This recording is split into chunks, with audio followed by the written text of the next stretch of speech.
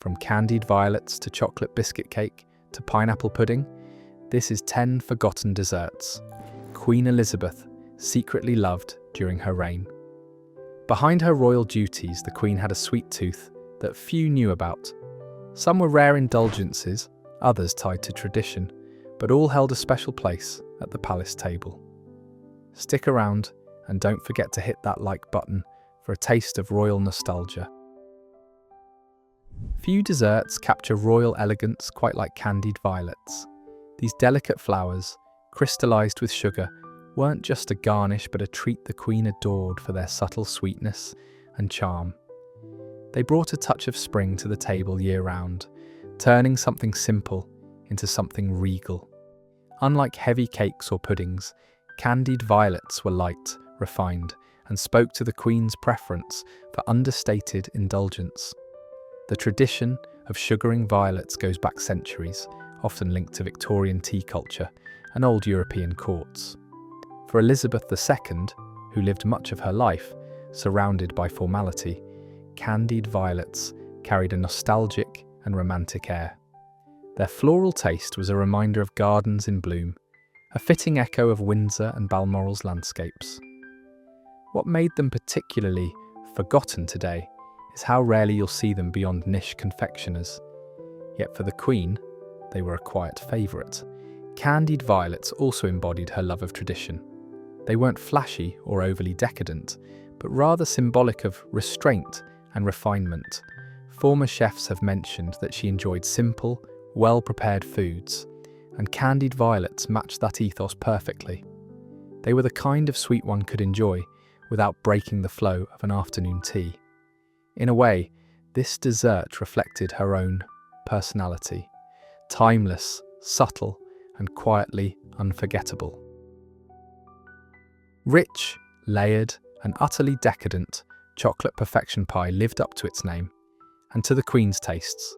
Former royal chef Darren McGrady revealed it was one of her favourites, often served when she wanted something a little more indulgent. The dessert itself is a masterpiece with a buttery crust filled with meringue, topped with chocolate custard, and finished with whipped cream and grated chocolate. For a monarch who enjoyed chocolate in nearly every form, this pie was a natural delight. What made it special was the balance, indulgent yet refined. Unlike simpler cakes or puddings, the perfection pie was a dessert that required skill, making it fit for state dinners or family gatherings at the palace. Each slice offered layers of texture with the crisp shell, the airy meringue, and the smooth richness of the chocolate filling. It wasn't just dessert, it was an experience. The pie also stood out because of its rarity. You won't often find it on menus today, making it a forgotten gem of mid-20th century British cooking. But within Buckingham Palace, it was remembered fondly. McGrady himself described it as one of the Queen's indulgent pleasures, a dish that combined her sweet tooth with royal sophistication. For Elizabeth, chocolate perfection pie was comfort and luxury rolled into one, proving that perfection was more than just a name. Ice cream, but make it royal, that's the best way to describe Bombe Glacée Coppelia. This elegant dessert was a showstopper on palace menus, often reserved for grand occasions. Imagine layers of fruit-flavoured ice cream, moulded into a dome and decorated like a jewel on the table. For Queen Elizabeth, it wasn't just the taste but the presentation that made it special. The Bombe Glacée has French roots, often associated with haute cuisine. Its appearance in royal dining reflected the Queen's appreciation for traditional European desserts. Unlike everyday puddings, Bombe Coppelia was elaborate, colourful, and full of contrasting flavours: raspberry, vanilla, pistachio, and more. It brought excitement to the table and delighted guests with both its looks and taste. What makes this dessert forgotten today is its labour-intensive nature. Few chefs or home bakers go through the trouble of layering and moulding ice creams into ornate shapes. Yet for the Queen, this complexity was part of the magic. It was festive, regal, and a nod to the culinary artistry that surrounded her reign. Bombe Glacée Coppelia was more than dessert, it was performance. Every slice revealed something different, every bite a combination of flavours. For Elizabeth II, who valued tradition but enjoyed elegance, this dessert offered both. It's no wonder it was a highlight at the royal table, even if it's largely faded from everyday kitchens today. Exotic fruits were once rare luxuries in Britain, and pineapple pudding carried that history into the Queen's reign. This dessert, creamy and sweet with chunks of pineapple, was a reminder of Britain's global reach and its ties to far-off lands. For Elizabeth II, pineapple pudding wasn't just about taste, it was about tradition meeting modern comfort. The pudding was often baked or steamed, enriched with eggs, sugar and cream, then folded with pineapple for a tropical twist. It was lighter than heavier fruitcakes, making it an appealing alternative during formal meals. Its flavour was refreshing, offering a burst of brightness among the otherwise traditional British puddings. The Queen's fondness for pineapple desserts reflected her balance between tradition and openness to newer culinary ideas. She wasn't known for adventurous eating, but pineapple pudding was a simple way to bring something different to the royal table. In a palace filled with ritual and routine, this pudding was a gentle escape. Today, pineapple pudding is far less common, overshadowed by chocolate-heavy desserts and modern patisserie. Yet during Elizabeth's era, it represented luxury, nostalgia, and a bit of playfulness. It's easy to see why she enjoyed it, since it blended the comfort of British pudding with the exotic appeal of a fruit once fit only for kings and queens. Silky, rich and undeniably indulgent, chocolate Marquise was one of the rare desserts the Queen personally requested. According to reports, Elizabeth II almost never asked chefs to adjust recipes. Yet for this one, she made an exception. That fact alone shows how much she loved it. A Marquise is essentially a dense, chilled chocolate mousse, often made with eggs, cream, and dark chocolate, then sliced like a cake. This dessert stood out from her usual lighter preferences. The Queen often chose simple sweets, but chocolate Marquise was indulgence at its finest. It was smooth, decadent, and perfectly suited to her well-known fondness for chocolate. When it appeared at the royal table, it signalled a special occasion or a personal treat. The Marquise itself has French origins, which fits with the Queen's exposure to international cuisine through state banquets and travels. Its richness also made it ideal for pairing with fruits or light sauces, balancing indulgence with elegance.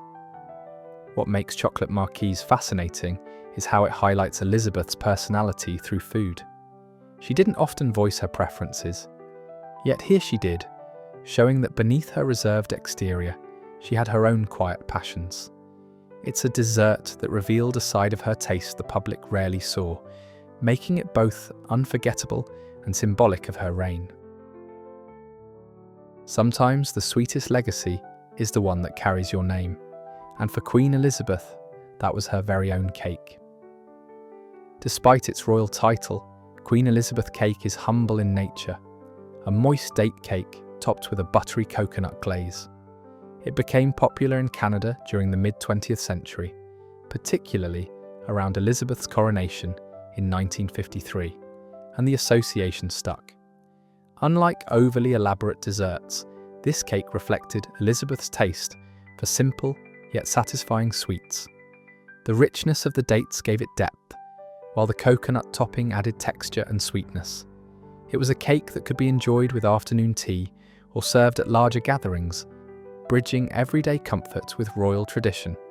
The charm of this dessert lies in its accessibility.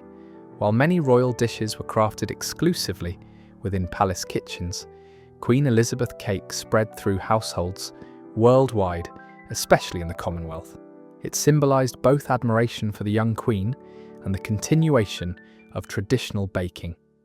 Though it's not as common today, its nostalgic flavour keeps it alive in recipe books and family kitchens. For Elizabeth II, the cake may have been less about indulgence and more about symbolism, a dish tied directly to her reign and name. In a world where desserts often fade, This one endures because it carries a piece of history in every bite. When it came to desserts that dazzled the eye as much as the palate, the mint ice cream Bombe Royale stood out. This frozen creation was dramatic, layered, and bursting with refreshing flavour. Made by moulding mint ice cream into a dome and sometimes pairing it with chocolate or fruit layers, the Bombe Royale was both performance and indulgence on a plate. The Queen's fondness for this dessert reflected her appreciation for classics with a twist. Unlike heavier puddings, the Bombe Royale was light, cool, and perfect for summer events or state banquets. Its minty freshness cut through the richness of royal meals, offering a balanced finale. Bombe desserts had long been a favourite in European dining, often brought out at grand occasions. For Elizabeth, the mint variation was refreshing and regal, a way to end formal dinners on a memorable note. Its elaborate preparation, requiring moulding and decorative finishing, made it fit for a palace presentation. What makes it forgotten today is how rarely it's attempted outside of formal settings. Few home bakers go to the trouble of shaping ice cream into bombs, yet in royal kitchens it was worth the spectacle. For the Queen, this dessert was as much about elegance as flavour, a sweet reminder that dining with royalty meant dining in style. Sometimes the simplest desserts make the deepest impression, and lemon posset pudding was one of those for the Queen. Posset, an ancient British treat, once made as a hot milk drink, evolved into a creamy, tangy pudding with just cream, sugar, and lemon. Its smooth texture and refreshing flavour made it a royal favourite, balancing indulgence with lightness. Elizabeth's palate leaned toward traditional British sweets, and lemon posset fit that mould perfectly. It required minimal ingredients but delivered maximum flavour, tart, sweet, and luxuriously silky. Served chilled, it offered a refreshing end to meals, especially during warmer months. What's striking about this dessert is its historical resonance. Posset dates back to medieval times, originally served as a medicinal tonic, before transforming into the elegant pudding we know today. For a monarch who symbolised continuity and tradition, enjoying a dish with centuries of history felt perfectly fitting. At the palace, lemon posset might have been paired with shortbread or fresh berries, turning simplicity into sophistication. It reflected the Queen's love of tradition without unnecessary extravagance. Though often overlooked today, lemon posset remains a testament to the power of simplicity. For Elizabeth II, it wasn't about complexity or novelty, but about a flavour that stood the test of time, much like her reign itself. Rich, bold, and infused with a royal twist, whiskey chocolate mousse was one of Elizabeth II's indulgent favourites. Crafted with Drambuie or Scotch whisky, this dessert blended velvety chocolate with a subtle boozy warmth. Former royal chefs recalled it as one of the Queen's chosen treats, proving her love of chocolate wasn't limited to cakes alone. The mousse combined elegance with indulgence. Smooth, airy, and deeply flavoured, it was everything a chocolate dessert should be, elevated by the sophistication of whiskey. It wasn't an everyday sweet. This was the kind of dish served for special occasions, one that lingered on the palate and left a lasting memory. What made it special for Elizabeth was the balance it struck. It was rich but not overwhelming and traditional, yet enhanced with a distinctly British spirit. It echoed her own character, rooted in heritage, yet carrying its own unique signature. Today, whiskey mousses are uncommon, making this dessert feel forgotten outside of gourmet dining. But in the royal household, it was a memorable highlight, proof that even a monarch enjoyed a little extra decadence now and then. For Elizabeth II, chocolate mousse laced with whiskey wasn't just dessert, it was comfort and luxury intertwined, a perfect ending to an evening steeped in tradition. If there was one dessert that truly defined Queen Elizabeth's sweet tooth, it was chocolate biscuit cake. Her former chef, Darren McGrady, confirmed it as her absolute favourite. A cake so beloved, she insisted it be served regularly at Buckingham Palace. Unlike elaborate pastries, this cake was surprisingly humble, with crushed digestive biscuits bound together with chocolate and butter, then chilled until firm. The Queen's devotion to this dessert was remarkable. McGrady noted that she would even take leftover slices with her when travelling, refusing to leave it behind. For a woman surrounded by the world's finest cuisines, it says everything that she chose such a straightforward, comforting cake as her ultimate favourite. What made it unforgettable was its balance of simplicity and richness. Each bite offered crunch from the biscuits and smoothness from the chocolate, satisfying without being overbearing. It was also a dessert that reflected her personality, practical, grounded, and quietly indulgent. Though rarely seen outside royal kitchens, the recipe gained popularity after her chefs revealed it to the public. Today, it stands as a symbol of Elizabeth II's personal tastes, a sweet reminder of her human side beyond the crown. More than any other dessert, chocolate biscuit cake carried her signature, making it the perfect number one on this list. And that wraps up our trip through Forgotten Britain.